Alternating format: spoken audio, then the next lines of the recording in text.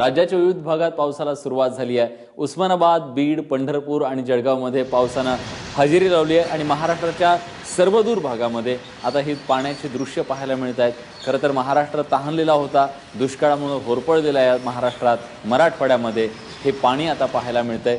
खूप दिलासादायक चित्र आहे उस्मानाबाद, सोलापूर, पंढरपूर या सगळ्या दुष्काळी भागातलं।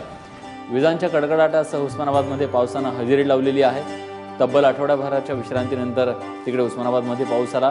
बीडच्या माजलगावमध्ये देखील पाऊस कोसळला आहे। पंढरपूरसह मंगळवेढा आणि बार्शीतही वरुण राजाची कृपा झाली आहे। तर तिकडे जळगावच्या अनेक भागात पावसाच्या तुरळक सरी सुरू आहेत।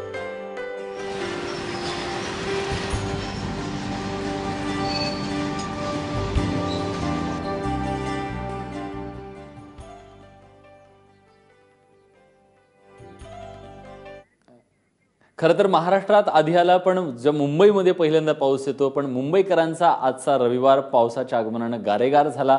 मुंबई संध्याकाळी पावसाने जोरदार हजेरी लावली। कल्याण, ठाणे, नवी मुंबई, रायगड या परिसरात पावसाची संततधार सुरू होती। रविवार असल्याने मुंबईकरांनी समुद्र किनाऱ्यावर गर्दी केली।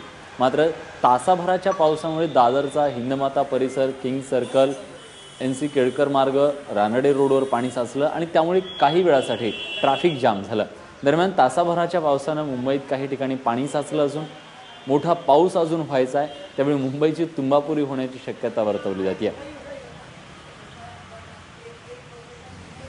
हिंदमाता भागातली ही दृश्य आहेत। खरं तर अर्धा तासच पाऊस झाला आणि अर्ध्या तासाच्या पावसामध्येच रस्त्यावरती पाणी साचलेलं या ठिकाणी पाहायला मिळालं आणि दरवर्षी याच ठिकाणी पाणी साचतं, याच ठिकाणी नव्या योजना येतात, याच ठिकाणी पुन्हा साचणार नाही पाणी हे ठणकावून सांगितलं जातं, पण पाणी साचायचं काही थांबत नाही। पावसाळ्यावर पावसाळे जातात।